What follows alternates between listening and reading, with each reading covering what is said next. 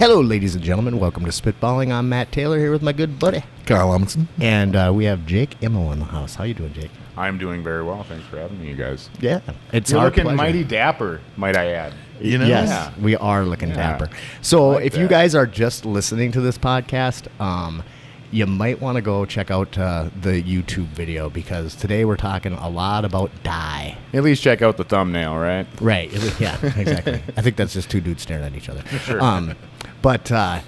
Yeah, so I don't. Let's just talk a little bit about you before we start talking about Okay. die. But I've known you for I don't even know what 15 years Give or take. Yeah. How long have you been training jiu-jitsu? 13 going on 14 years. Okay, so probably at that's this about point. the time when I met you back in the Yeah. in the old days, and you were kind of one of the founding members of the Fight Mafia. Yeah, probably the scariest, man. I mean, I was the biggest, I guess, and I always had this fucking crazy look in my eye, and people were always kind of intimidated by me over everybody else. But Well, I'm in that camp. I don't want to say I'm the scariest because there were other guys that absolutely whooped my ass, and y'all know who you are, right? But goddamn, you know, those were good times, man. They really were. Yeah, you used to fight. Well, how many fights do you have? I had 12 amateur fights, I believe, in a pro fight. Oh, okay. Well, you only had one pro, Yeah. and that was the big one at the Target Center. No, it wasn't the Target Center. That was an amateur Okay, fight. Actually. okay. They just moved us up because it was it It was a big name fight. Yeah. So, my pro fight was at it was for SEG at Canterbury Park. Oh, and okay. I got knocked out real bad. And my final amateur fight, I got knocked out real bad. And then I found out that I was having a kid, and I thought maybe I need some of these goddamn brain cells to raise my kid. So I kind of got out of the fighting. But, you know, I'm still in the jiu-jitsu. I'm still practicing, and I'm still trying to teach the next generation, trying to make them better. Right. Absolutely. Right. Yeah. Yeah, getting knocked out's no fun. Oh, dude, it's not that bad. I mean, you don't really remember really like it. You it. wake up happy. You're like, oh, man, that was great. Oh, good job, man. Yeah, you're shaking hands and hugging and giving high fives, and it's a good time. You don't remember shit. When I was getting ready for my fight, I had to go in because I was over 40, and so you have to just jump through a shit pile of hoops to to fight when you're over 40. Right. And I'm going to this doctor who has no idea what MMA is or anything like that, and I'm trying to explain to him I need to get these tests done, and he's like, okay, well, how many times have you been knocked out? And I said, well, quite a few. I don't know, 8 maybe. I was a rough kid. I got my brother hit me in the head with a baseball bat when I was 5. It sounds worse than it was. He was doing pop-ups, and he, and I got hit by a tree branch on a horse and whatever. And then I'm like, but does getting choked unconscious count? And he's like, well, what do you mean? And I'm like, well, I mean, I've been Robin Williams, you've heard, right? I've been choked unconscious. Countless times. And he's like, well, what are you talking about? I was trying to explain to him it's not that weird to get choked unconscious. It happens. Settle down, doctor. Blood chokes. Yeah, it happens. Yeah, after my fight with Ben Strandline, he'd broken my nose really bad, and I had to get medical clearance from a doctor before I could fight again. So I went into the doctor, and he's like, wait, so how badly was your nose broken? And I'm like, well, he basically turned it upside down, but the ringside physician said it before I left, so what's up? Am I good to go? And he just touched my nose a couple times, and he's like, why do you want to get punched in the face again? And I was like, I just can't explain it, man. I don't know. It's what I love. It's a hard thing to explain. It really is. And I only had the one MMA fight, and it was just something I felt like I had to do. I'd been in that industry for so long, and I'd worked with so many people who had done it, and I felt like I really needed to put my money where my mouth was, kind of thing. And I also kind of knew I probably wasn't going to win. Right. Dude is tough. Kelly is awesome. He's an amazing practitioner. Yeah. He's tough as shit. I would I'd love to have him on the podcast sometime. I bet that'd be fun. It would be really fun because we had a fun journey getting there, and by the end we really he's just a cool guy to talk to, man. I've ran into him a few times at a few different places, and he's just a really cool guy. I remember at the weigh-ins, we go in and weigh in and whatever, and I was in goddamn good shape. probably the best shape of my life. I mean, I had those little things on the side of my belly. I was like, yeah, I'm good. So I take my shirt off, get on there. Then that motherfucker takes his shirt off, and he looks like a goddamn chiseled odontist. And I was like, I mean, he had like, his like fucking six-pack had a six-pack. It was ridiculous. Right. And he was older than me. And so afterward, we stand there and like we're dukes up, and then we kind of hugged afterward, and I said, at least if I get my ass kicked, I'm getting my ass kicked by somebody who looks tough. And that's half of the part is looking tough. You got to look the part. I mean. Well, what I was really saying is, if you get your ass kicked, you're getting your ass kicked by a guy who looks like a pussy. The pressure's on you, my friend. Yeah. I could lose to you. Yeah, that's pretty cool. And then you obviously still train jiu-jitsu. You are a 4-stripe brown belt. Yes, sir. If you don't know anything about the jiu-jitsu ranking, that is what is the actual? It's a cunt hair from black belt. It's just a cunt hair from black belt. That's give or take an inch. That's metric. Oh, yeah, that's right. So you're very close to your black belt, but training forever, and you also teach at Takedown Gym. Yes, sir. With Start BJJ now, same yes, sir. school I train at. Yeah, Friday nights, 5:15. Be there, learn some cool shit. And Absolutely. that's really what I wanted to say, is that I've trained with fucking so many people through my career, and so many really great teachers. But Jake, you have a style of teaching and a style of jiu-jitsu that is just different than everybody I'm else. On my own. The thing is everybody else had their professor. Right. They had their black belt. They had their team. They had the crew that they came up with. I didn't really have that in the Fight Mafia. What I had was a bunch of textbooks. Right. I had Andre Galvao fucking drilling to succeed or whatever. But you were always like sharing the stuff that you would learn with the other guys. Yeah, absolutely. I'll never forget sitting in the bar one, like you and I are sitting next to each other in the bar, and one of the guys comes up and tries to slap a choke on me, and I like shrug. And like we keep talking, and you're like, you're never gonna choke that guy. You told him like lean your head against the back of his head and try to push his head forward with your neck, or use your neck muscles, and that might help you out. And it did, because I'm like, go ahead. And he's like, okay. And I'm like, yeah, that's way better. Do what Jake says. And honestly, a lot of the guys in the gym say that same thing, right? Like if you want to get better, go to Jake's classes, because I don't know, I delve into pretty complex theories sometimes, and it could be really tough for a beginner to kind of catch on sometimes. But at the same time, like I realize that the people coming to jiu-jitsu are going to be dumb enough that I have to make it simple enough. Right. So to understand complexity, you have to be able to communicate simplicity. Right. So if I can break down these super complex moves into 2 or 3 steps for people, they come off way better. They can get it, and then I can walk down individually and maybe break it down if somebody's having trouble in one spot because maybe their arms aren't as long as mine, or their legs aren't as strong as mine, or whatever it is. We can always kind of tweak a position or tweak a move for an individual, Well, especially for beginners in any combat sport. Oh, absolutely. I mean, you're gonna want to keep, that shit needs to be simple. You need to give them a couple of wins, because they need a little confidence. Absolutely. Otherwise, what's gonna happen is the same thing that happens in 99% of guys that come in, probably not 99%, but most people that that start up combat sports, they're not going to fucking see that through. They're going to be gone right away, no matter what what sport it is. Well, it's the same with jiu-jitsu. You get a lot of people that are there for 2 years and they get their blue belt. That's their award. They can hang it on the mantle, and you never see them again. They ride off into the sunset. I know everything. Nobody's going to teach me anything. I can defend myself. I'm going to kill somebody. Everything's cool. Whatever. But the bottom line is, the more time you spend on it, the better you get. It's like anything else in life, right? The blue belt blues, I get that. I don't mind it that much, though. Like, I feel like if somebody puts the 2-3 years in and they get to that blue belt level, they really are okay now. They really do know. And a lot of them come back eventually. Yeah, a lot of them do. But I mean, they really have gotten to that level where they're competent, and they pretty much don't have to fear the average bear. Right, absolutely. But the people that stay and continue, that's where the magic happens. Right. Because blue belt is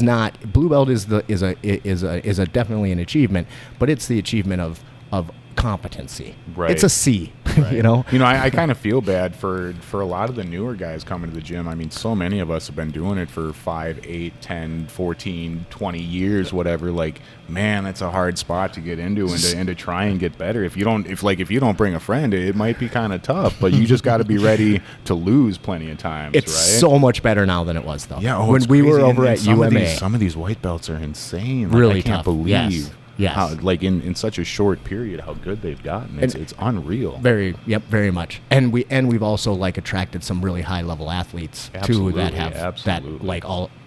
I mean, you don't have to be athletic to do jiu-jitsu. I'm not. I'm a testament of that. I beg to differ.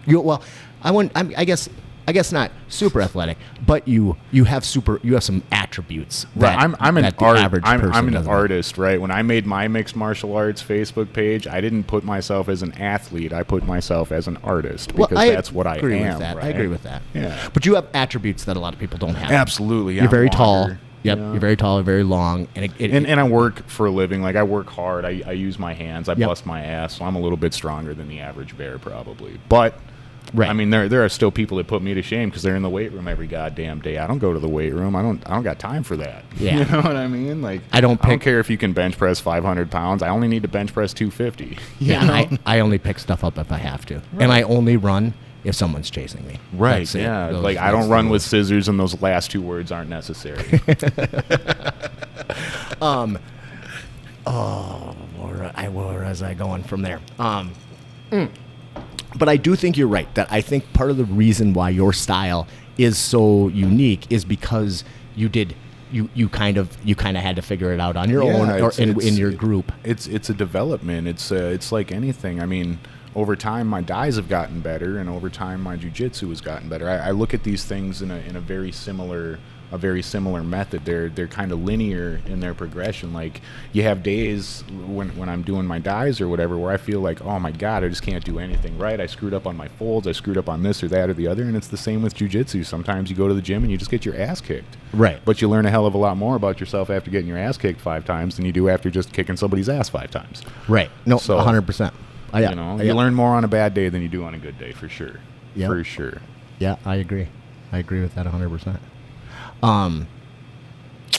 So let's talk a little bit about this dying stuff you've been doing. I'm dying to die every day. I wake up and I love life because every morning is like Christmas. I'll have 4 or 5 or 10 shirts curing, and I wake up in the morning just like a little boy at Christmas. Ooh! How did this start? How did this start? What made you decide you wanted to get into dying? Okay, well, so as you know, when I came to start jiu-jitsu, I had my tie-dyed gi. Oh yeah, that's right. I have that fully tie-dyed gi, and I have tie-dyed for years.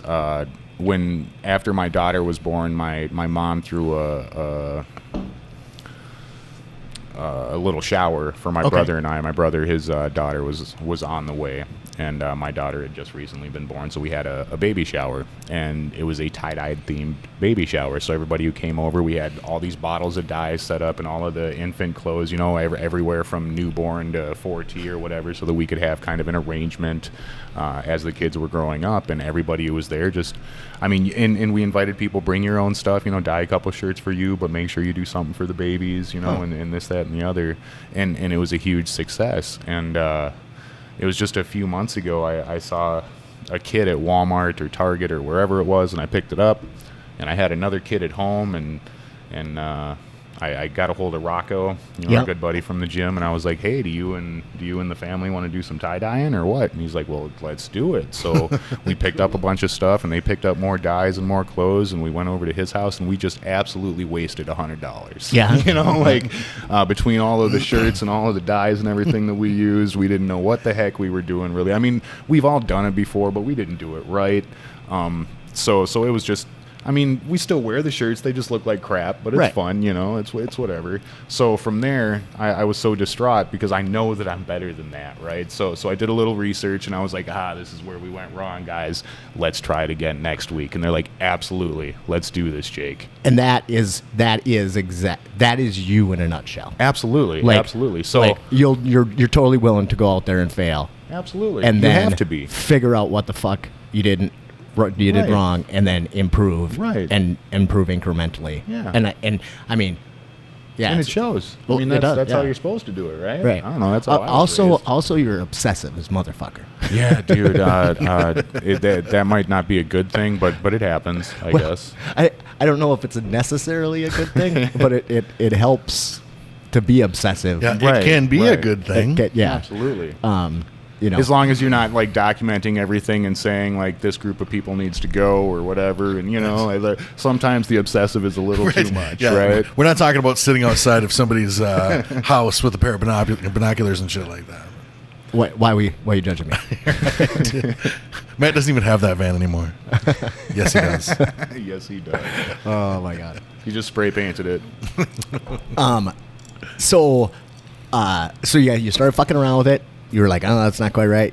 Then you started like learning. Where did you get the do the research? How did you figure it out? Man, YouTube is a wonderful resource. I don't know if you know about this, but we have Google in today's world, and you can Google fucking anything and figure it out, right? Like my car broke down. Oh my god, what could be wrong? And you Google in the sound that your car makes, and some asshole on the internet is going to tell you what's wrong with your fucking car. There's going to be a video about how to Exactly. Yeah, exactly. And there's going to be 5 videos showing you how to do it, whether it's a 2001 or a 2002 or a combination thereof or whatever. Right. You know what I mean? So a lot came from YouTube, and a lot of the inspiration came from YouTube. But, I mean, a lot of the designs I've been able to do for a long time. And it was just recently I put in an order. It was like a big step in my life, and I put in an order for professional dyes, and God, they are really awesome, man.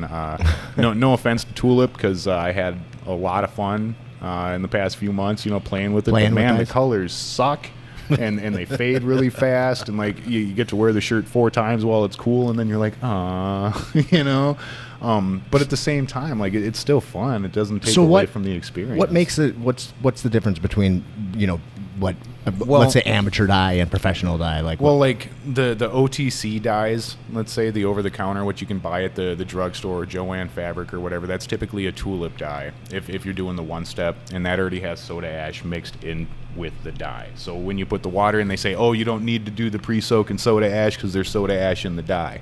Well, soda ash is what actually activates the dyes. Okay. So once you pour water into it and it all mixes together, you have this chemical reaction. So now those dyes are active, and they're only going to live for the next 24 to 48 hours. Okay. So if you don't use those dyes right now, you're like, oh, I'll wait and I'll do a couple more pieces tomorrow. Those dyes might be crap. They might just all wash out on you. Interesting. Okay.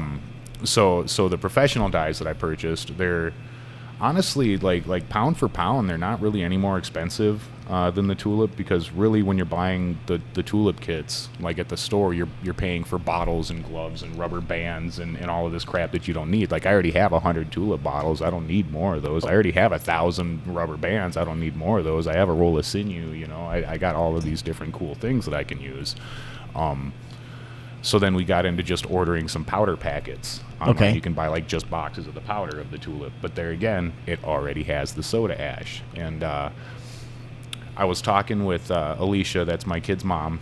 I was talking with her parents. They're the owners and proprietors of Rosewood Emporium in the mall out here. Oh, okay. And they had a tie-dye section, and so I checked it out, and they were like, oh, do you like tie-dye? Maybe we can just give you some stuff. And I was like, well, that would be cool. You don't need to do that, but that would be cool.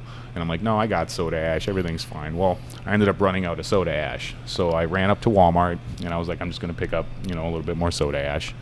And they were sold out. And I was like, son of a bitch. So soda ash is the thing that activates the dye. That's the dye fixer. And yes. that's something that you can just buy by itself? Yeah, I mean, you can... A lot of times you can go to like feed stores because it's used with like manure or some shit like that. Okay. It's used on farms, to help grow plants or whatever. So that's like one of your best spots to buy it. But it's sodium bicarbonate. So sodium carbonate would be just baking soda. Okay. Right. So what you need is sodium bicarbonate, and they say that you can make that. You can take your baking soda box and you can sprinkle it on a tray and you put it in the oven at 400 degrees for an hour. You can fuck around and fuck around. Right. Chemistry and shit. So then that turns the carbonate into bicarbonate because you've cooked it. So it's twice the carbon or whatever that's in there. Then they say that works, but. I mean, really, I can get a 10-pound bag for $9 and just have it shipped to me. So why the hell do I want to waste through all time? that fucking around? So when it goes from carbonate to bicarbonate, then the baking soda, like it'll it'll sleep with male or female. It's like open or what? Something like that. Okay, I guess yeah. I don't know how you want to put it, but yeah. But That was lame joke. That's what's known in the industry as a lame joke. so where were we here? Well, so you started getting these pro dyes. Right, and well, again, the people at Rosewood, they really hooked me up. They decided to close out their tie-dye stuff. I don't know if it just wasn't selling or if Rhonda just really wanted more space in her shop. Rhonda and Greg, they're cool folks, and we've always gotten along. But they ended up giving me a bunch of little packets of that professional dye. Okay. So I started playing with the packets, and I loved it so much. I was like, doing a little dye drinking. You drink for that too? No. He has but the I was most beautiful dying. poops. Walter, I do, dude. You should see the hairballs that I pull out of my shower. They're fucking fantastic. I don't know if you see this hair, but it gets caught up in the shower drain, and oh my god, the colors! It's crazy. I just wonder through the years how many people have how many dudes have come home from jiu-jitsu with big long red hairs on them and had their girlfriends be like, I'm pretty sure that's why half of them bring their girlfriends to my classes just to prove I was with Jake. Like, why do you need a shower right when you get home? Because I was doing jiu-jitsu. Oh, the fuck you were. Whose hair is this? That's never personally happened to me, but I can totally see it happen. Oh, and I have definitely pulled Highlander hair out of my gi. So everybody has pulled Highlander hair out of something at some point in time. So you're playing with the packets. You're enjoying that. Yeah, and like I said, I'd been drinking a little bit, so I started playing around. I checked out their website. It was GratefulDyes.com. It's the wholesale dye company out of Colorado. So everybody online talks about the Dharma dyes. You need Dharma dyes. You got to buy Dharma dyes. They're the best dyes. Blah, blah, blah, blah, blah. So I go onto this Dharma trading company website, and like every other dye is fucking sold out, or it's awaiting certain pieces from around the world or whatever. So they have 100 dyes on the website that you can choose from, but only 20 of them right now. And I was like, well, that's dumb. So I checked out this other one in Colorado, and they had their full selection of dyes. So I went ahead, given the ones that Rosewood had already given me, because they gave me a number of colors. I picked up 12 other colors to go with those, so then I have 16 colors. And then these dyes, you can mix them at different ratios. So you can use like 1 teaspoon to your mix if you want a more pastel color. Okay. Or you can use 2 if you want it a little more vibrant. Or you could go up to 6 teaspoons if you want like a super dark color, right? If you want super saturation. So then each color that I have, I'm able to make a multitude of colors off of. And that stuff doesn't have the ash in it yet? So Right. So when I mix it, it's going to last longer. And then I add mix the smaller ash. bottles. I no longer add the ash to the dyes at all. I put it into the shirts. So the shirts soak in a soda ash bath. Usually, they say a minimum of 20 minutes. I like to let them sit for an hour or two just to make sure that they're nice and ashy. Okay. Right? So instead of just squirting the dye on there and now you're mixing it, and then you put it in the soda ash. Yeah, and then and then I got to just kind of wring it out because I don't want to lose all of that soda ash. It can be reused for multiple pieces, so we don't want to wring because that's going to like stretch fabric or pop stitching or something. You can ruin your shirts. So I just kind of scrunch it and get as much of that water out as I can back into the bucket, and then I'll throw it into the washing machine on the spin cycle just to spin out as much of the water as possible, because you don't want a wet shirt. Because especially if you're bottle dyeing, the colors will bleed really bad. You want just a lightly damp shirt, and then you can kind of coordinate where your colors go. Huh. And then I also picked up this sodium alginate or alginate. It's something like that. Anyways, it's a dye thickener. So then I can take my water and I can boil it and add this product to it and slowly thicken. And then I can add my dyes to it, and then I can have thickened dye so that I'm not bleeding quite as bad. Or I could use it to do painting actually on a shirt if I wanted to pull out brushes and be like a super nerd about it. Really, you could actually like paint it on a shirt. Absolutely. So you can make the design on your shirt, get it all scrunched up and bundled up and whatever you're doing, and then you can pull out your paintbrush and your palette, and you could make thickened dyes, and you could absolutely hand paint a tie-dye shirt. Oh. It's very cool. The possibilities are almost endless. There are so many ways to tie-dye. It's crazy. I've recently really gotten into ice dyeing. That was the next thing I was going to because it forces me to be patient. because you put 2 or 3 inches of ice on top of your, so you do everything, you pleat, you spiral, you fold, you do all of that stuff that you want to do. You get your compartment, or you get your product in your compartment, and then you want to, I usually separate with like a cardboard so that I can do multiple pieces in one tray. I can kind of show you guys a picture of what I'm talking about, but I just use just a tub or whatever, and I'll put a grate in there, and then I'll put a piece in and a piece of cardboard around it, and then I'll put another shirt here and a piece of cardboard, and then maybe a bandana over here, right? So from there, I'll look at my colors and decide what I want as kind of a base color for my product. Maybe I want to put yellow on this one or something, and then I'll do like a forest green on this one, and then I'll do a cerulean blue on this one. And then you pack in ice 2 to 3 inches on the top of it, and then you can put more colors over the top of the ice. So what happens? What does the ice do? It melts. That's what ice do, right? Ice melts. So what's going to happen is, as that ice melts, it's going to carry the dyes that are on the top of the shirt and kind of push it towards the bottom part of the shirt. And then the dyes that are on the top part of the ice will flow down through it, and they just kind of make their way through however they want, but we end up with these really, really cool designs from it. And another thing that it does is, if you put, say, a green dye on the top of the ice, it's not necessarily going to drip down green. What happens is those particles in the dye will separate, so you'll get drips of yellow, and you'll get drips of blue, and you'll get greens where they combine, and you end up with these really cool patterns, and really cool things can happen. And I've been absolutely loving it. Yeah. Did you say that shirt was a nice dye? This is not an ice dye. This is a reverse dye. I started with a black shirt yesterday, and I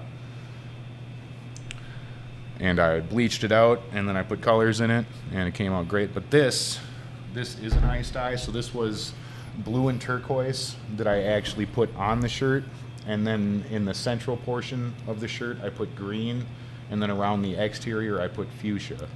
So you can see areas where we've created purple, where the blues have combined with the fuchsia, and you get this blue-green, and the green and kind of yellows down here where the colors have separated. But that's... Yeah. And I like it because you don't get as much browning as you would from using regular colored dyes, because they're going to bleed together a lot more, and then you end up with kind of a faded, matted brown shirt. Whereas the pinks stand out very much so from the green, and I was really worried that it was gonna bleed together and look like crap, but they came out awesome. Yeah, right. Very awesome. Yeah, I mean, even up here on the corners where you have all of the colors, very little actual browning occurred, and it's still absolutely gorgeous. Right. And the colors work so well. So it's really interesting. So I got another one here. Oh, this is I did one for one of my mother's clients. She wanted purple hues on a shirt, so I did this guy. And there again, that's an ice dye. I just spiraled it up, and I put burgundy in the center of it, and I believe I put turquoise around the outside, and then a product that I have called Cheap Violet that kind of gives it the blue hues that turned out super come cool down here. But yeah, I mean, it's just like there's no way to go wrong sometimes, man. Sometimes I have days where I'm just killing it. You say that, but I have seen some horse shit. I've seen some horse shit tie dyes. Oh, absolutely. So man. like you can definitely go wrong. So but that's usually somebody who's trying to do it in bulk, and they're trying to make money off of it. I'm not trying to make money off of it. I'm doing it because I love it. I'm doing it because I'm passionate about it. Right. You know what I mean? There's a big difference between making pallets for Costco and making somebody a shirt. Right. You know, I mean, if you get a hold of me and you tell me, hey, I love tie-dye, do you think you could do one in blue and black and green in a spiral? Like, you fucking right I can, man. Right. Medium or large, what do you need? Like, let's get it. Well, you crack Or tent. Right, or a tent. Like, if I have to fold a sail, I will figure it out. I did a shirt for Kyle, so I have researched it. Right, we can get this. You're not the only one, man. You're not the only one. I've had multiple requests for 3Xs, because apparently they don't sell them like that in the store, right? You can't really just go out and buy. It's hard to big find man shirts like that. Not that I'm whining because I got myself in this situation, but it's hard to find clothes at this point, this stage of the game. I thought it was hard to find 2X stuff. No, not a chance. 3X is fucking impossible. Yeah, it's ridiculous. Even just finding blanks for 3X can be difficult, man. Like, because apparently that's all the big guys have to take is the whites. And god damn it, how do I get more blanks? Well, Right, even order 'em. like I used to order a lot of shirts. Like band shirts and stuff like that. Like my beloved Rancid shirt and stuff. Yep. You know, and you can get that stuff like, and I love like cotton poly blend because it's like soft and comfortable and you know it hangs well. And that doesn't tie dye well though, right? Poly doesn't. It depends on the blend. As long as it's like a 70% cotton, you can still force some color. Yeah. But like these, I used to be able to find all kinds of shirts. You know, these cotton poly blend shirts. Not in a 3X. You're not ever going to find a fucking cotton poly blend like 3X shirt, like one of these band shirts or something. Right. Well, have you gone to concerts? I mean, obviously not lately because there really haven't been any. But even going to shows, man, I used to go to a lot of shows back in the day, and there'd always be the guy in the back. You better have a triple fat man. If you ain't got a triple fat man, you ain't getting my money. You know. And they're not they gonna. don't. They don't. That's terrible. And then you've been doing a bunch of bandanas as well. Yeah, dude. The bandanas are fun because they're small and they're cheap, right? You can pick Right. up bandanas for like 97 cents or whatever. So, you know, I got the one that I'm wearing here. It's kind of fun. I don't know. My thought was that I wanted to start doing them to possibly help out people who've had shit prognosis recently or in their life. Little backstory: my daughter's mother, she was diagnosed with a meningioma and had to have brain surgery, and following up with that, she had to have some proton radiation therapy, and she did lose some hair, and I felt bad for her. But if I'm able to help people out in that manner, that would be cool. I just haven't found like a real Like a venue. yeah, Like how to do it, yeah. and just monetarily speaking, because the head wraps and stuff that they sell to people are really expensive, and I don't want to waste $14 on an oops. Like the 97 cents seems marketable to me. I don't know, but so I've been doing dish towels and bandanas, and I've done a couple of scarves recently, and I think that they've turned out pretty well. So this is one bandana. It's just kind of a mandala with different dye pattern on it. This one ended up being really weird because I didn't do the same thing on both sides, so I still love it. I love wearing it because it's like a red spade. Yeah, I've never right. seen a red spade, so I like that. You know, little red spade in the middle. This was an ice dye, kind of like some of these others. I love the ice dyes. You never really know what's going to happen. But again, it's There's like a absolutely gorgeous. chaotic element. Right. It's and beautiful. then with the folds that I used, it kind of got off-centered. So, I mean, it works really well in this case with like the way that I wear my bandana. You could either have your big burst on the front side, or you could have your cross on the front side, depending on you know how Yeah. you're feeling or what you're wearing or whatever. I really enjoy the chaos of the Ice the dye? ice dyes. They like have a chaotic it's feel. Great. right? It's great. I love it. So this actually was another ice dye, but I only used 2 colors so that it didn't get quite as chaotic. But you can see I got 5 diamonds out of it, which I think is pretty freaking cool. I don't know, it could use more color. I could probably go in and touch it up if I wanted to, like or if I needed to. This one I thought was actually super gorgeous. Again, we got kind of it's squares, I suppose, rather than diamonds, but it's kind of that same feel. And it gives you like some practice. Absolutely, and it's cheap practice. Like Yeah. I said, 97 cents or whatever. Is if I get better at my folds, then I'm going to get better at what I'm doing, right? So I was just saying I did a couple of scarves, and these were not that expensive. They were $3 or $4 or something at Walmart. So I mean, I'm sure I could pick more of these up and do a couple more of these, but they turned out absolutely fantastic. Jeepers, you know, a little bit bigger than the bandana for people who might need a little more head coverage, Kyle. You know, if I was you gonna ever need say, something like or that. it might have a little more head, whatever. Right. But That it's one's just awesome. it's just a fun idea, and if I can, you know, spend $1 or $2 and brighten somebody's fucking life, especially during a shit time, like, Right. oh hey, by the way, you're probably gonna lose all your hair. Like fucking hey, man, let me do something, right? This one I did last night as well, and I think it turned out excellent. I don't think I could ever recreate it because, again, this is an ice dye. So they're really tough, but it came out super That's cool. fucking amazing. And then, Love I that. mean, you could tie it whatever way you wanted, and you could have 100 different looks out of it. Well, and that's the thing is that every single piece is a one of a kind. Absolutely. I mean, you cannot. I give them names, man. Right. Right. I'm like I said, I'm an artist, right? I'm not just a guy with a bunch of crap in his fingernails. Yeah. Though I do notice that you're pretty they're- much constantly They're colored. crazy, right? Yeah, and I work at Service Master, so I have my hands in chemicals all of the time, like cleaning products, and I'm still always colored. So. But, whatever. Yeah, It's all right. absolutely. Someday you'll be fully tie-dyed yourself. I can only hope so. You're already glorious, but hey, you're going to take that to the next level. I hope so. Yeah. So you up till now you have just been basically giving this shit away. Yeah, And I watch yeah. you do it all the time. Yeah. You're like It's digging in, worth it for digging the in your smiles, pack. man. Just to make somebody's day better, and people get so excited about it, and I get to see them smile, and they wear it, and then they come around, and they're like, Jake. Yeah, hey, looking sharp, bud. I was just telling these guys the story, but I pulled up to the stoplight the other day, and I had this shirt hanging in the back of my on my Land Rover, and somebody is yelling at me, and I don't usually pay very close attention when I'm driving to the people around me. So people are like, I waved at you for 20 minutes. I don't know, fuck, I wasn't paying attention. I'm listening to some goddamn book.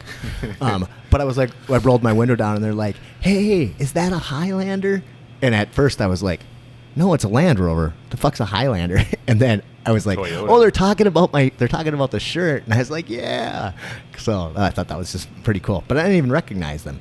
So I was like, I don't even know who the hell that was. Hopefully I get to that, level of recognition or something like that. Would be cool. Well, people are blowing it up on Facebook, ain't they? They are, yeah, Saying- they're loving it, right? But up to this point, you're just giving shit away. Yeah. Is there a plan to ever make this into something that you? Oh, I'm sure, man. Like, if you could take something that interested you, a hobby, let's say similar to Jiu-Jitsu, maybe that you enjoy doing, that could possibly bring in a little money, Right. You'd be silly not to do it.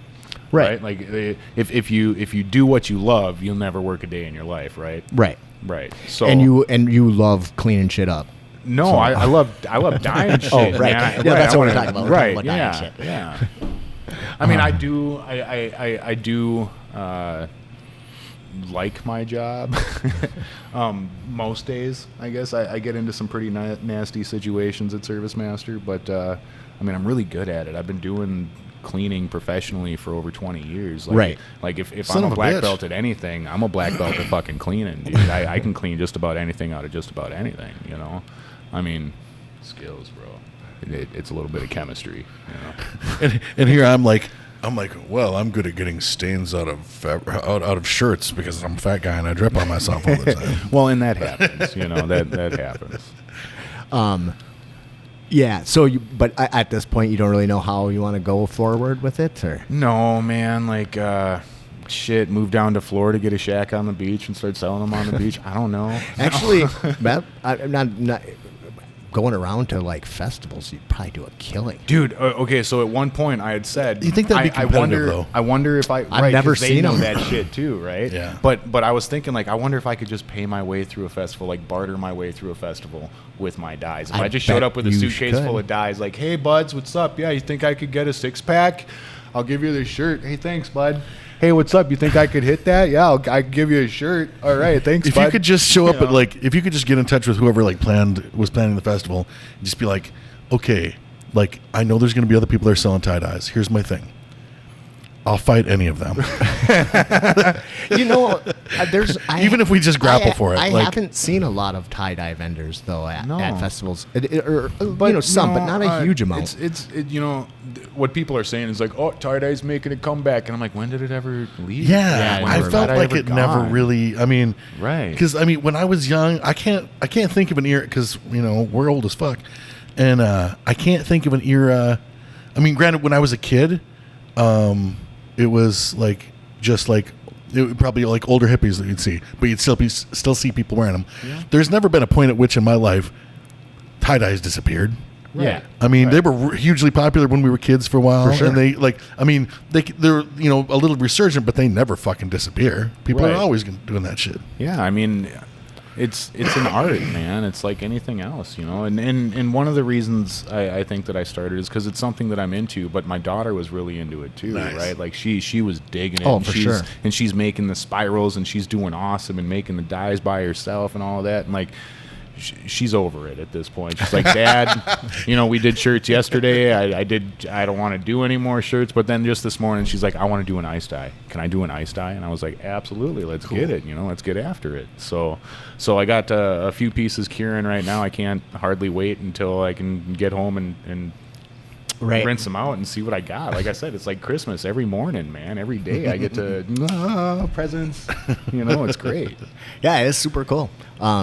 It would be good. It would be cool if you could figure out a way. And I mean, like we talk about it all the time, though. Like Kyle and I love doing this podcast and whatever, and we have no desire to try to turn it into any kind of like commercial endeavor because it just fucking muddies the water and like it's we just do it for the fun of it. We don't want to have to like think about, oh, I really got to get another sponsor. It's just fuck it, you know. The only thing that the only reason that I want to that I would like to grow it is because I'm petty, and I see people with fucking the dumbest fucking like YouTube channels and podcasts and shit that I've ever like I can't even fathom how fucking stupid their shit is, and I'm like, motherfuckers got 20,000 like regular viewers or something, you know, and I'm like, the fuck, right? But you know, like I said, I'm petty. I like. We don't ever like the money into shit. Like I like having people watch it. Like, don't get me wrong, that's gratifying. But I just don't care about like trying to make it a financial endeavor. And maybe that makes sense. But there's no cost involved for us to do this. We just sit around and bullshit. Right. And you can't just continue to buy dyes, make shirts, and give them away. You got to cover forever. your costs. You're gonna have to. You'll have to get a second job. But to the thing tie-dye. is even if you look at it as a hobby, hobbies cost money. Yeah. Period. Yeah. Well, yeah. Right. Yeah. How much money do you spend on jiu-jitsu a month? Right. Well. You know. Right. I mean, when it comes right down to it, hobbies cost money. This is a hell of a lot cheaper than having a demo car. This is a lot cheaper than having an ice racer. This is a lot cheaper than a lot of the hobbies that people in our area Jesus, have. even like having a bolt. These are so fucking expensive. The $250 or whatever worth of dye that I bought. I mean, that's going to last me months. Months. Right. You know, and so then I have to buy blanks. But if I'm buying them wholesale, or from a distribution company, then I'm not having to pay for a 3-pack at Walmart. You know what I mean? It's a lot cheaper if you're buying 100 shirts. I hear what you're saying. It's not ridiculously expensive, and you enjoy doing it. And anything you enjoy doing is worth investing in. Absolutely. Yeah. I don't know. I just think it's super nice of you to fucking give all these shirts away, and I'd like to see you somehow get compensated. But that's how it always starts, right? Because word of mouth is always going to be the best salesman. It doesn't matter how many commercials you put out there. It doesn't matter how many times you post to Facebook every day. What matters is the people that are around you that talk to people and tell other people, right? That's what matters always. Right. Oh, always. 100%. Right? I mean, you're only as good as your last job. That's true. That's what they say. So, sometimes you just got to put your feelers out there and take one for the team. If Facebook is Right. any indication, people are going apeshit for your stuff.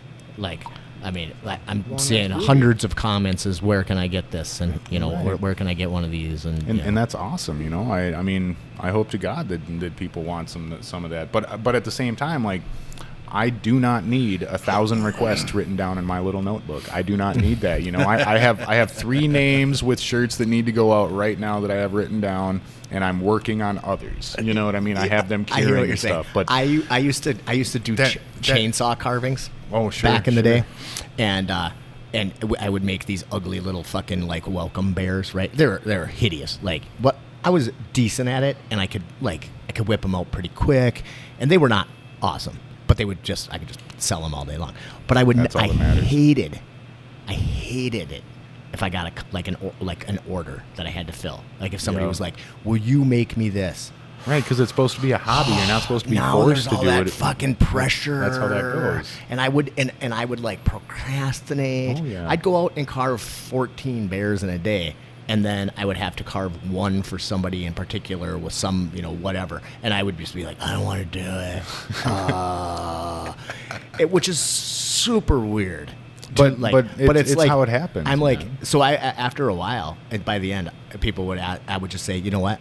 No, like I won't make you a custom one, but I got 20 to choose from. Like Right. pick one. Right. I don't. Yeah, but I did feel that pressure of whatever. But I also have like an aversion, really an aversion to making money and being successful. So yeah, me too. It seems like we were. I think I said this last night, but we were talking about doing a downtown like pub crawl. With Yes. Kyle and I, like where we were going to like be your guided tour guides. Or Well, whatever. once they started the like the historic tours of, Sure.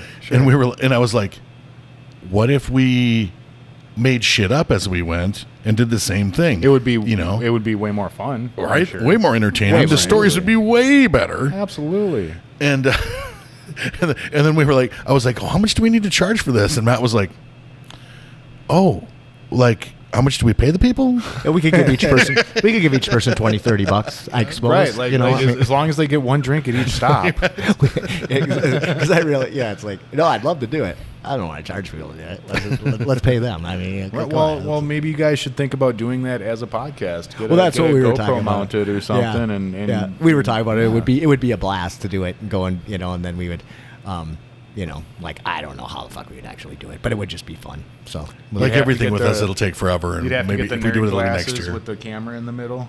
Oh, if there you you just go. mounted the camera right in the middle there, you'd be good there to you go. go.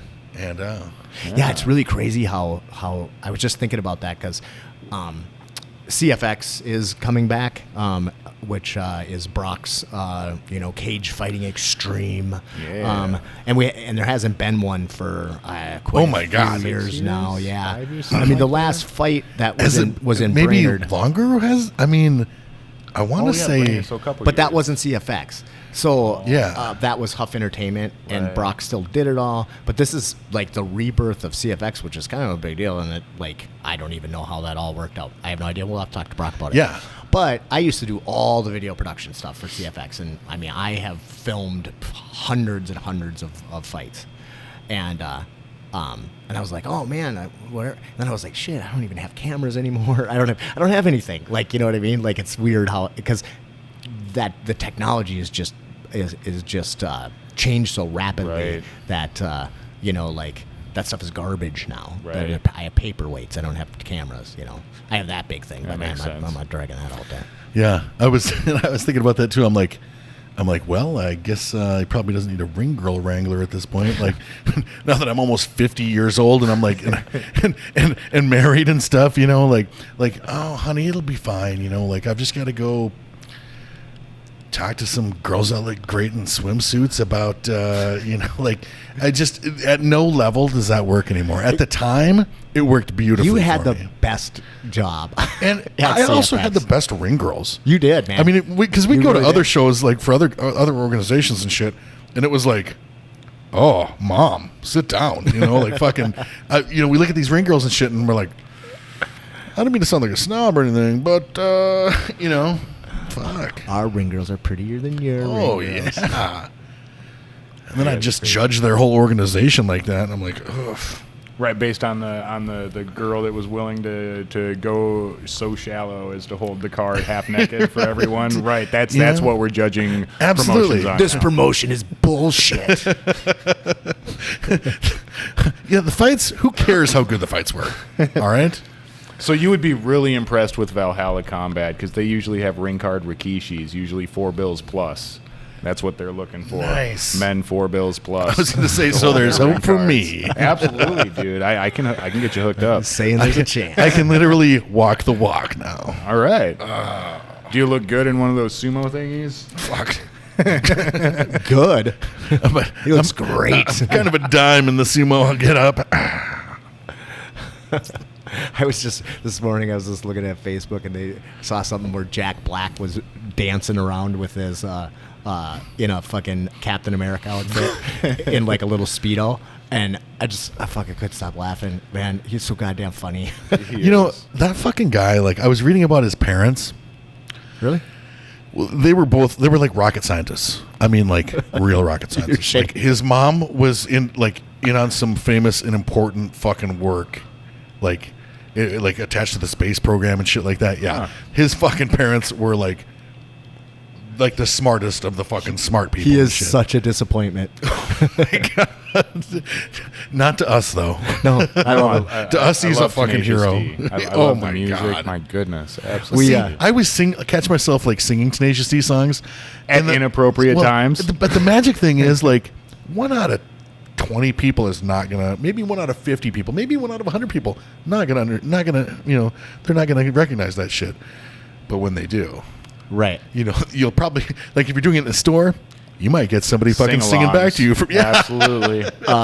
So a couple of weeks ago, a friend of the show, Abby Getz, was she's doing karaoke at a bar up in Crosby now, and so Meta and I decided to go up there and do karaoke, so during COVID, like we did karaoke every week. We had it was COVID karaoke every Wednesday, and the family would just get together and we would sit around and do karaoke. And I had the equipment and it was would just do it off of YouTube or whatever. So you've gotten good, is what you're telling us. Oh no, I'm horrible. No, I'm horrible. Practice makes perfect. But man. but I'm very enthusiastic. Okay, but we practice karaoke songs, and That's kind of how I approach sex. I'm horrible, but I'm enthusiastic. Exactly. And you practice. Yeah, and practice. As Usually by often as myself. possible. Yeah, usually by myself. Solo practice. So we worked out "Fuck Her Gently" as a duet.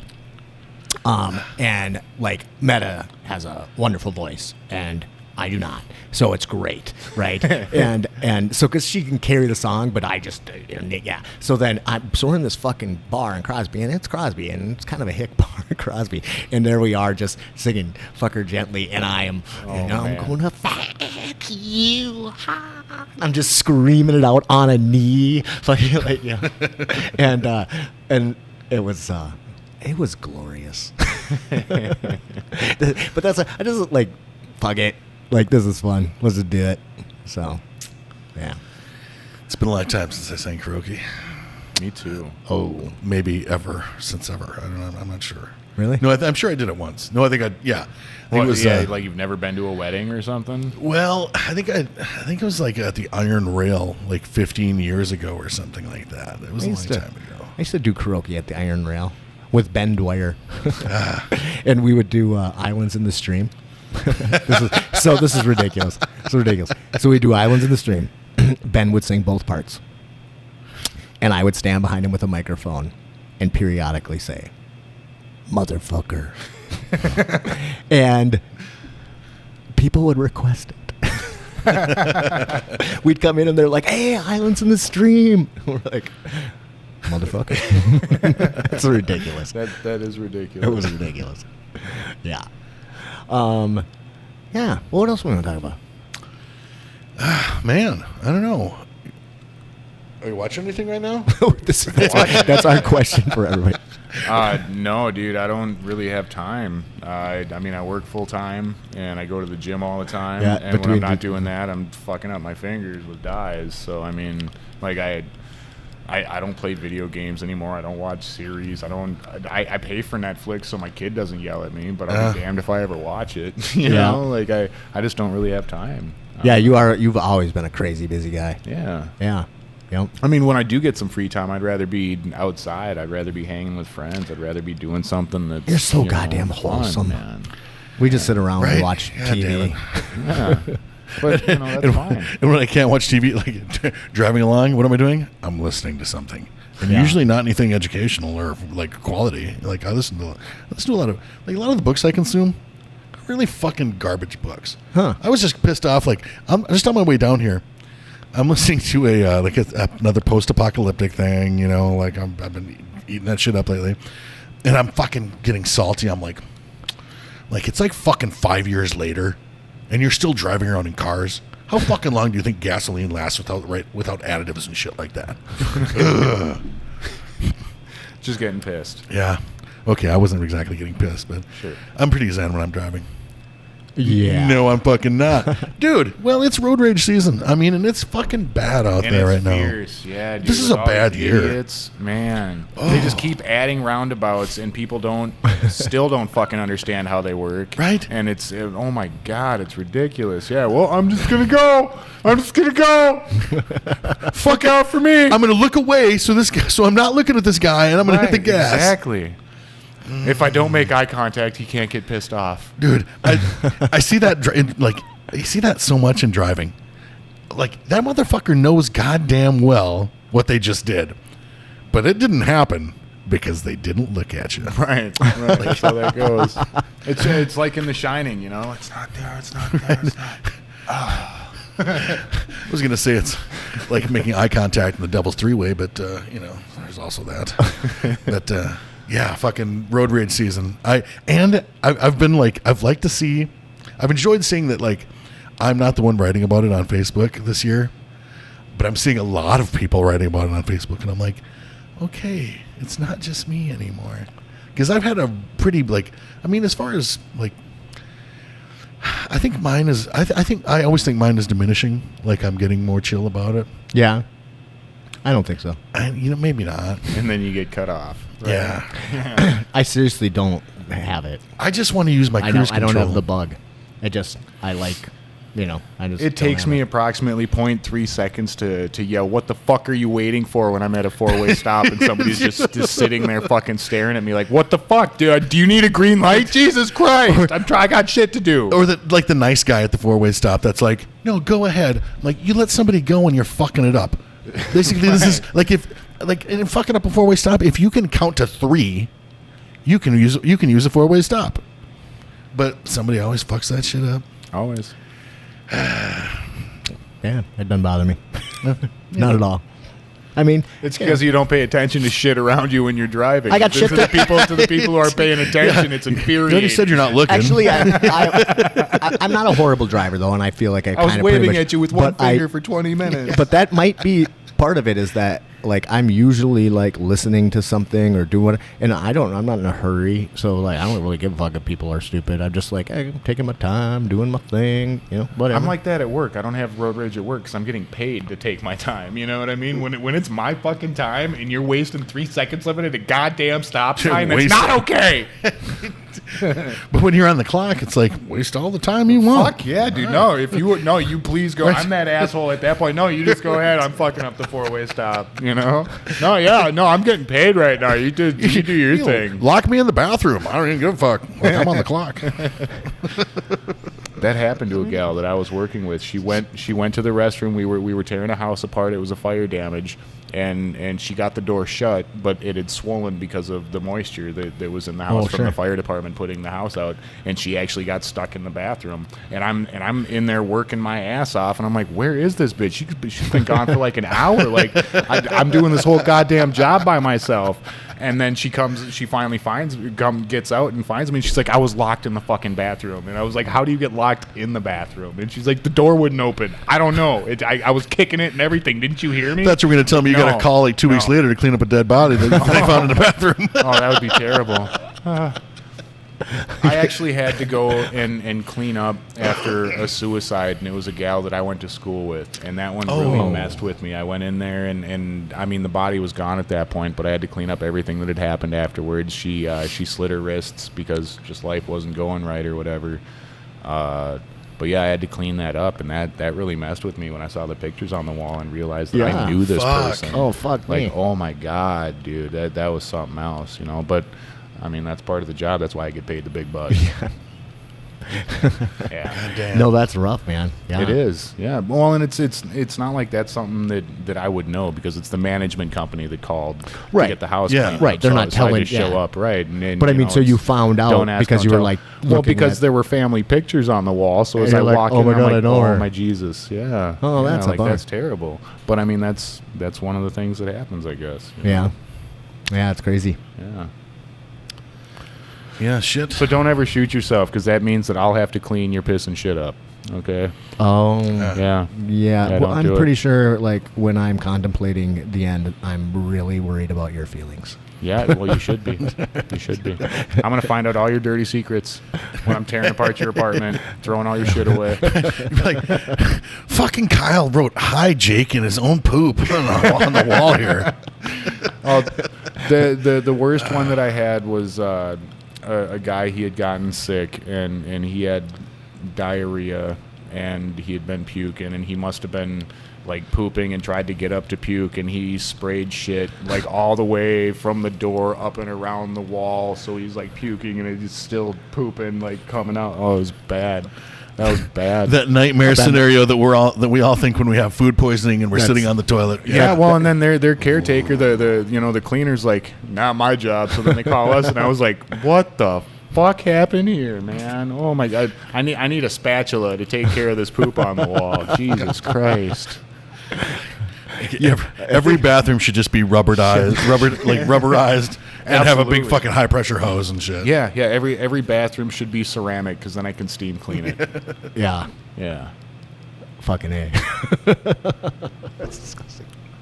Yeah, but you know when I come into those situations, if I can get a picture of the nasty, that means that I make double time. So like I'll put on a suit, I'll put on boots, I'll put on gloves, I'll put on a respirator. You like give me my hazmat double up, time. huh? Absolutely, dude. Huh. Yeah, So well, things like he was saying at the beginning, there are things associated with dead bodies, and you don't want to get that. So I mean, you go full hazmat in those situations, and every dead body's like a using, fucking biological fucking disaster. Yeah.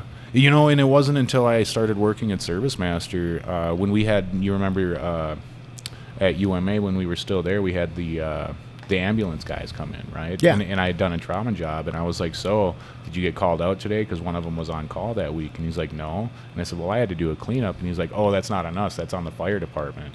And I was like, wait, what? I'd never put that together. I didn't realize that the fire department, those are the people that have to go and clean up after dead bodies. Those are the people they have to go out and they have to pull victims out of the cars and all of that stuff, Because the ambulance guys, they only come if somebody's savable. Alive. They're not going to come for something like that. And I didn't realize that until they told me that. And I was like, you lucky bastards. You don't have to deal with the shit that I got to deal with? God damn. God damn. Yeah, fuck that. So during COVID, did you have to go into places that had COVID and we all hazmated up? The company did. The company did. I didn't personally go and do any COVID cleanups. I think they maybe thought that I was too important to risk getting me sick. We can't risk it. I think that might be what happened because they did send people, and we did have there was something that happened at the high school with the construction crew that was there. Yep, we had to go in there and do some cleaning in a couple of the government offices and things like that. And I mean, I know that it happened, but we were equipped at the beginning of the whole thing with the sanitizers, with the PPE. We have the electrostatic sprayers because that's how you atomize after fires and how you can take care of mold. What the fuck is an electrostatic sprayer? I actually have that same question because I was like looking at one because it's fucking cool, but I don't understand it. Essentially, it breaks down whatever you're putting into it into microscopic particles so that you can take care of things at a microscopic but level, it like molecular level. It magnetizes something though, right? I'm not sure. I'm not a scientist. Okay. I didn't invent them. Well, I just know that I put some shit in it and I spray in the air and it cleans it. So I was looking at an electrostatic sprayer because I was like, why is this fucking thing $400? That's all I saw it at like Home Depot, and it's an electrostatic sprayer, and it was a Ryobi. And I check out every Ryobi tool because I have a lot of Ryobi tools. And so I was looking at it, and I was like, what the fuck is that? So I ended up Googling it and watching a bunch of videos on it. So it breaks it down to whatever is in it to the molecular level. But then it does something with it does something with the magnetization. So if I have the sprayer and I wanted to paint that glass, I could spray at the glass and it would go all the way around it and it'd spray the back of the glass. Really? Yeah, that's crazy. Dude, there's fucking crazy videos on YouTube. So why they use it for sanitizing is because it'll wrap around objects. Yeah, that makes sense. Yep. That makes it's sense. Interesting because that's what we would do. Typically, the boss man, when we'd get the call, he'd suit up first and he'd go in with the electrostatic and he would blast everything, and then the crew has to go in afterwards and wipe everything down to make sure that you don't have residuals, residues or anything like that are hanging out. And I figured out why they were selling them at Home Depot was because of COVID. That's why so electrostatic sprayers became like this big thing. Yeah. But they're really awesome for painting. Like that's what they're really. I mean, that's what they're originally were designed for I'm gonna have to try it with painting. somebody's shirts. Yeah, maybe you could. I don't know. I don't know. Cool. Well, Really It's pissed the boss electrostatic tie-dyed. Hey, what if it's the coolest way and I invent it? Then what? Then I can put my little cap on my part in the world of tie-dye. You know, that would be awesome if there was a Highland method, if there was a me method of doing that. That would be great. I do have to ask you one thing about What's up? about Highlander. What's up? How do you feel about the new Highlander movie coming out? I don't know anything about it. I dude. know Like, you don't. I'm just I kidding. don't watch TV. That's my rant. So Highlander is probably my favorite movie of all time. You know, I mean, it's and pretty much the best movie I know ever. a silly amount of shit about like, even about the actors and stuff. You know, like Christopher Lambert. You know, like fucking like American born, but fucking anyway, like and his weird accent and all that shit. This fucking remake.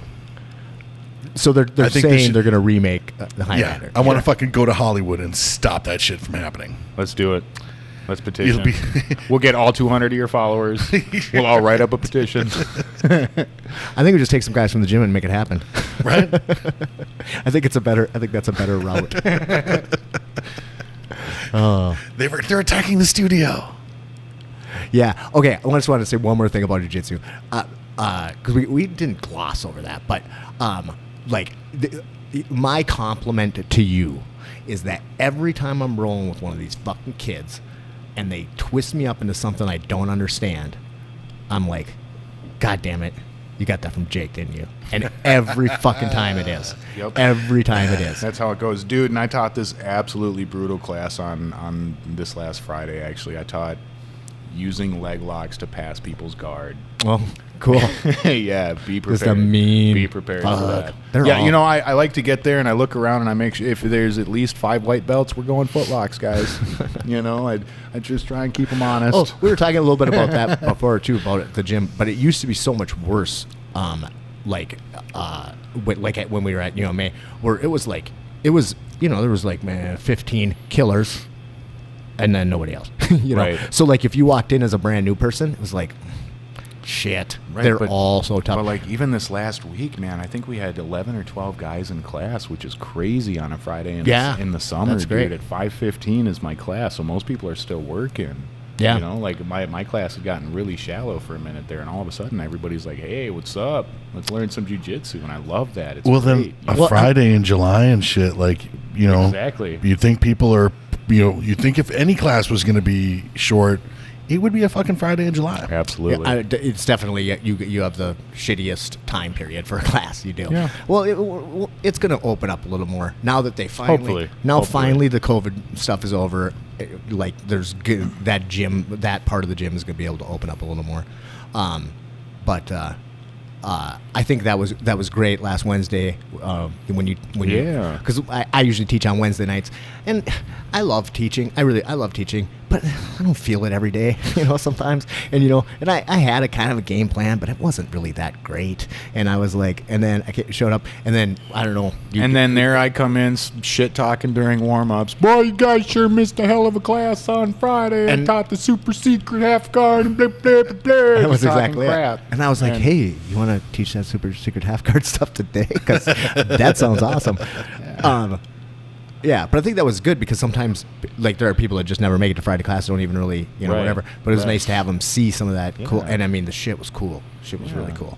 Well, and I try and bring a different energy to my classes when I'm teaching and stuff. Like I was saying, I try and make things simple, but I try Yeah. and keep people interested. And I do this thing where I'm able to keep the brand new white belts interested as well as the seasoned purples and brown belts and stuff. They're always like, oh, wow. For real? Is it that easy? But Shit, yeah, let's do it. Well, like I said, I've been training for a really, really long time, and I've trained with so many people, and I hardly ever don't understand it, right? Like, sometimes I can't do it, but I usually get it. Right. I usually have like, oh, okay, I see that. I understand how that works. And whenever we go down the Highlander rabbit hole, it's like, what the fuck is this? Like, this isn't even real. It is. And it works. Yeah, it's very, very. And it effective works stuff. for everybody. It works for the white belts just like it does for the blues and the purples. You know, it's Well, it's been a true pleasure for me, like through these last, I mean, I don't know how long it's been, 4 or 5 years since you've been training with Start. Yeah, it's 4 or 5 years. yeah, something like that. And like that was such a great marriage, I think so too. I agree wholeheartedly. I mean, it put me in a better spot. It put, I think, everybody at a better spot. Yeah, It and worked you out had for your, all parties, group of like toughies that like Yeah. you guys had been training together forever, and those guys have become like just Zach's is amazing. amazing. He's a killer. He just fucking choked me unconscious the other day. That was pretty fun. That man. He isn't that fucking- gratifying though? God damn, I love yeah, that, well, like when somebody chokes. yes with- and no. what's- I mean, I well, had to take it to him afterwards, but yeah, I mean, you we're so different in that respect. But I love it when somebody gets me, especially if they get me with something that like he fucking Flavio'd me, Matt. It was a fucking Flavio. It was an inverted triangle fucking Flavio, bro. That makes me feel pretty good. Yeah, good. I'm glad you're happy. Thanks. That's my one little like, I don't know. Yeah, secret it was thing. awesome though. No, I mean, I started waking up and he's like, "Whoa, are you all right?" And I just smiled. I was like, "Yeah, dude, let's get it." Yeah, Yeah, and it's not my first rodeo. you Yeah. know? Yeah. No, it's been a while since I've gone completely unconscious, though. That was the last time I think was at UMA when Dylan got me in some. We're talking geek shit, but he got me in a baseball choke Yup. and rolled on with me the lapel. Yup. and rolled me through, and I was completely out, and he didn't know because I wasn't tapping. But I was gone, and then he lets go, and then next thing you know, my feet are over my head and whatever. I wake up, I had the fucking most amazing DMT flashback.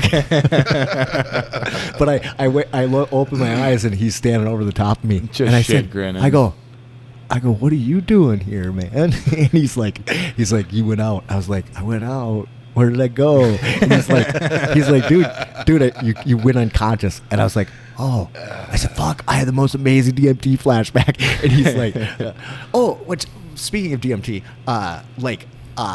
so I've never really had like a huge appreciation for tie-dye, right? And I was just talking to somebody else about this, but I don't know what it was. 3-ish years ago, I had this DMT experience, and when I had this DMT experience, it changed the way I see color. Really? Right? Yeah, totally. And I used to not, it's hard to describe because I feel like I've never been colorblind, but I felt like I only saw certain colors or like colors in what a certain, and I feel like I see color just way better than I used to. Well, and I have developed there's a something to huge that. appreciation for the tie-dye swirling, where I can just look at it and like kind of lose myself, kind of like brings, and so it's, and it leads me to believe that might be why the hippie community is so into tie-dye. Well, because just the opening in general, man. I mean, there are mushrooms that'll do that same thing. You know what I mean? Yeah, I've LSD never kinda done does that mushrooms. same I'm sure I'm thing, interested so- in it. It's just I just haven't had that opportunity. But I just had the. You're like, I'm not slack. Did I I just eat don't it do or not? mushrooms myself, so I haven't been like, hey, try these. well, and the other thing is I have such time constraints, and I don't really, and Right. I'm Well, the just- mushrooms would be the way to go then, because then you're talking 6 to 8 hours, and you're back to the real world. Right. You know, that acid, you don't necessarily know how long Right. it's gonna last. Yeah, It's I mean, or something, like you know. acids is potentially a longer commitment than. I mean, and that's the thing about nowadays. We've like, all seen SLC Punk, right? That could be a permanent commitment, dude. Don't go running through the fucking sprinklers. I want to see that fucking know? movie again. Yeah. I even watched I started watching the sequel to that, but it was not. Great. Yeah, the DMT was just so short. That's why it was that. Right. So like, I had never had a hallucinogenic experience in my life, and then my first one is like the fucking holy grail. Hardcore. Yeah. Right. But Yeah. it was an amazing experience. I mean, it was one of the best experiences I've ever had. But I do really feel like I see color different, which is interesting, and I feel like I have more of an appreciation now for tie-dye. I used to. Well, I still am, I guess, but I'm friends with a guy who's completely colorblind. Well, not completely colorblind. He can't see. I think he can't see reds. So he always talked about like he's a hunter, and it was really hard for him to track deer after he'd shoot them because he can't see the reds. Reds appear green to him. Interesting, Right? But when he takes a hallucinogenic substance, he can see all the red. colors. Oh, He can see Jesus. all of the colors in the spectrum. So Yeah. his first time eating it, he ate some mushrooms or whatever, and he like started crying, and somebody was like, "Oh my God, what's going on? Are you okay?" And he's like, "I could see all the colors." Right. You know, and they're like, "Okay, dude." You know, So but to him, ever it was since this then, fucking he beautiful hunts thing. by himself, but on hallucinogens. Right, exactly. Exactly. So you're Yeah, this picking a problem tough- solves itself. It is really weird. I don't have any idea why that is. I mean, like, and I don't know that there's any. I don't think that anybody's ever done any actual scientific studies on what. Oh no, they've hallucinogens- done the studies. They just don't have any results because they were too fucked up to write them down. They've done lots of fucking studies on all of that shit, dude. Well, I know that they've been working a lot on doing studies about using it to treat depression and some other stuff, and it's having amazing results. But I haven't read anything specifically about sight. There were- but my God, is it true? Like, I definitely and I feel like today I can even I can kind of calm my mind and concentrate and actually make the colors come out like not a flashback, but just it's a kind of like a superpower that I Right. never had before. You know what I mean? That's the message, little kids. Do drugs get superpowers? I think it is the message. fucking And actually, A. I don't actually like putting I don't like calling hallucinogens drugs. Right. I don't Well, I mean, feel if they, it's natural, it's one thing. LSD is definitely a drug. That's a man-made chemical that you're putting into your body to see shit. You know what I mean? Like if you're going with peyote or mescaline or mushrooms or something like that. And mescaline, that's refined peyote root basically. So I mean, that's Right. man-made as well. But I mean, there's differences. That's not my difference. differentiation though between a drug and not a drug of whether it's man-made or synthetic or whether it's Is synthetic marijuana or a drug? natural. Well, Is marijuana a drug? no, Okay. I wouldn't think so. And I guess I think a lot of it it has to do with intention. So Sure. I think marijuana maybe can be a drug, but it can also be a medicine. Absolutely. You know, but I don't know if I put most hallucinogens into that same category because I don't know that they can be a drug. I think they can only be a medicine. You're Right. always well, going. and mushrooms for sure Yeah. are a medicine. I mean, mushrooms have been proven to be able to regrow parts of the brain that are damaged from Right. PTSD Right. and CTE. They yeah, were working yeah, on CTE. brain damage and shit. There's Yeah, it can help there's to some regrow. Alzheimer's fucking I research regret going that on right every now time I've taken mushrooms, I've abused them. Because Yeah. I've really just taken too much every single fucking time. Yeah, And- microdosing is better, man. It's got health benefits. And see, That's I what didn't they do that say with anyway. acid, and that's overall I had such great experiences with acid, but then mushrooms, dude, I've told you this story before, like the first time was it the first time? Yeah, I think it was the first time I took mushrooms. No, it was the last time I took mushrooms. Yeah, because we're in There my was buddy's, definitely we're at my mushroom buddy's time, house, though. and everybody's like, I took like 2 caps and in these stems, like everybody's like, what did you take? How much did you take and stuff? And everybody looks at me, and I'm like, I'm sitting there with an empty bag, going, trying to get my mouth closed because I just have a fucking these huge Mouthful. squirrel cheeks full of fucking. Oh no! And fortunately, I called my girlfriend at the time, before I really fucking got off, and she came and got me. But yeah, we tried to go to a nightclub, and I'm like, get me the fuck out of here. Yeah, I don't have any parallel experience. I really need to do that. Yep. Yeah. I need to take a trip. It's fun. But even It that, can be. It can be. It's good it for wasn't the soul. I didn't have a horrible bad time or anything. I just didn't have a fun, great time, Yeah. Whereas when I take acid, I usually had a fucking amazing time. I usually wasted a lot of time watching movies when I was Oh, younger. no. I'd take some acid and then it'd be I all never had about the putting patience in for that. movies and Well, because people are fucking- like, let's watch The Wall. And I'm Absolutely. like, let's go fuck yourself. Let's Fear go and outside. Loathing. Let's watch Fear and Right? Loathing for the 5th time. Yeah, Come no, I don't on, want to dude. fucking murder you guys later. Fucking, let's go outside. Dude, that's the one thing. Up here, I couldn't. You got to be able to go outside. You got I'm to be right able to fuck with around you there. outside. Let's go into nature. Let's deal with nature. Yeah. We can't go into public. I didn't say public. I said nature. There's a difference. I'm Right? not trying to be around people. I'm not going to Walmart. I want to go for No a shit. walk on the trail. Jesus Christ. I mean, I feel like I'm tripping balls every time I go to Walmart. So, Right? well, the people are. did I dressed really like you see are. that? Yeah. Sweet. Well, do you guys have anything else? Oh shit! I got nothing. I got Well, me either. Well, we it's can been look a at a pleasure. couple shirts. I don't know. Yeah, I got a couple of, and I'm definitely so- I'm gonna take some pictures of the shirts So like and put them up here too. Like so. I was saying, I've revamped and I've gotten better dyes. So Oh, man, that like, one's this badass. This is amazing color on a reverse dye. It's super fun. And I the first reverse dye. This is the first one I It's ever like, did. like but the this eye is- of Sauron in your armpit. But this one is with those crappy colors, so a lot of it's washed out, but it's still super badass, I think. Anyway. No, I like I mean, that. it's It's super kind of fun. it's Yeah. subtle. Right. So- So I got one kind of like Kyle's here that I made for myself. That's why I made Kyle's. I kind of fashioned it after this because this is held up really well to multiple washes. It's like an eyeball in the middle, man. I It's like great. the. Do you remember what that's called? Something where it's the spin of a of like a seashell. It's called a fossil mat. No, it's got it. It's a name like fuck. I can't remember. Shelly, hit me up. So this is kind of that Deadpool feel. I decided Oh, to I do like a that. black and Yeah, gray because I'd done a black and gray that was awesome, and I said, well, let's put a little bit of red into that because I love the old school pictures that they do where it's all black and white or whatever, and then they have like just the flower is red or just the Right, woman's yeah. lips are red. Yeah, I think it's gorgeous, so I decided to try that on a shirt. That's cool. And it worked out. So I got a couple of dish towels here. This is just to kind of show the contrast. New dyes, old dyes, right? So the old dyes, I mean, it still looks cool, but it's probably going to wash out over time. After several washes, it's going to start looking dull and faded, whatever. But I mean, But the they're dyes, still cool. I love that. If somebody gets them as a dish towel, it's not gonna like come out when you're using it as a dish No, towel. It's not no, gonna no, bleed not at all, because no. they're cured in. It just Right. might fade, just like Right, anything. right, absolutely. Over time with several washes or whatever, that's going to happen. As does any So color. Sure. this is another that beautiful one- one. that It almost turned out looks like fucking cool. calligraphy in the middle. I think it's super awesome. Why is that center It's so bright? Yeah.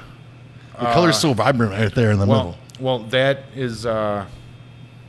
Oh, because that's Good where you question. start. That's where the color. Well, that's where the ink went that's on. where I and put it- the ink directly onto the. I fabric, really right? like that And because then this all was ink that was over the dice, so it had Over the ice. so it had to drip through. Oh, so that's this a really was directly on the. that's a fabric. really good example of Yeah, ice fuck dye yeah. then, because Yeah. that's where the Yeah, well, and then you ink's can there, see and then how you it can see how kinda- it like.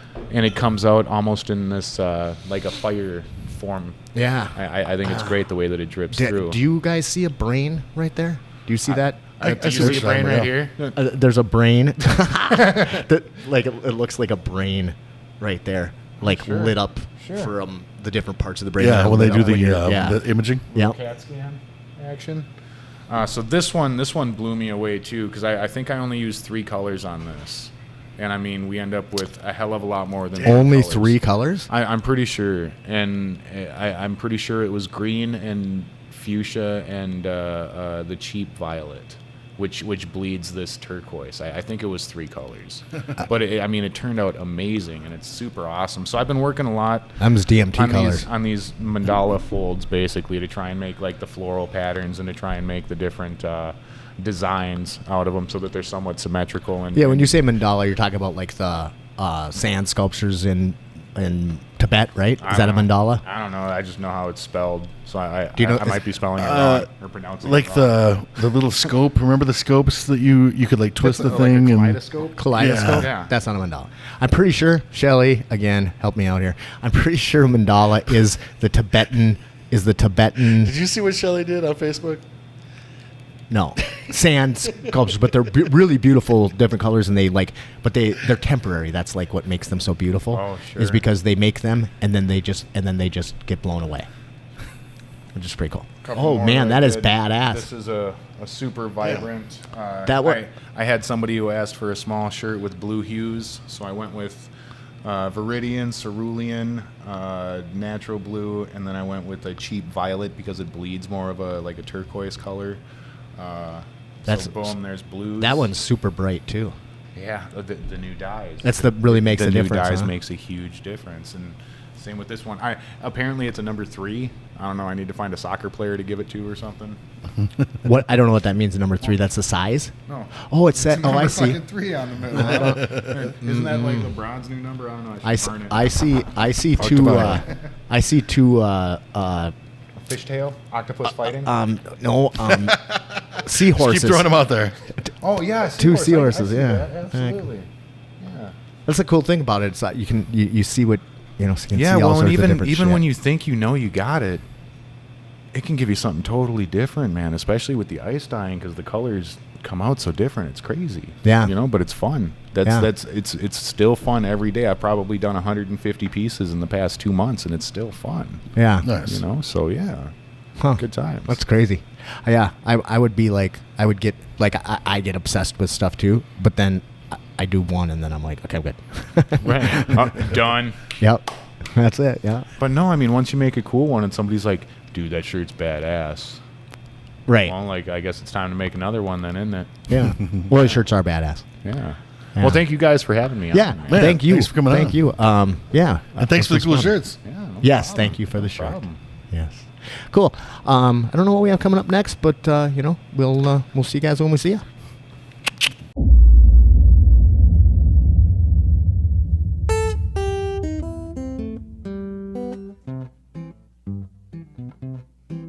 I got the blues so bad one time it put my face in a permanent frown. You know I'm feeling so much better I could cakewalk into town. I woke up this morning feeling so good, you know I laid back down again. Throw your big leg over me, mama, I just might not feel this good again.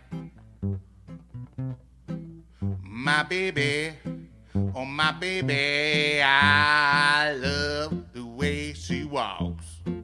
When my girl gets sleepy, I love the way she baby talks. My work done got scarce, honey, all my work, it done got hard. I spent the whole day stealing chickens, mama, from the rich folks' yard.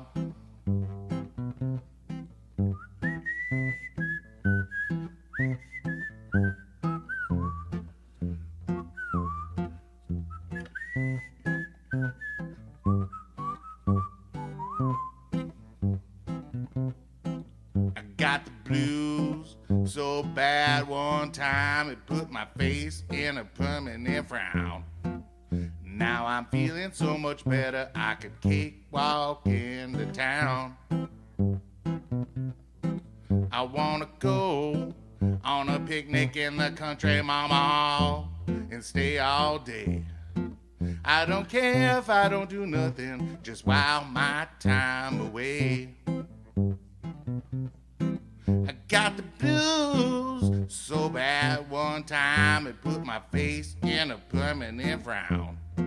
You know I'm feeling so much better I could cakewalk into town.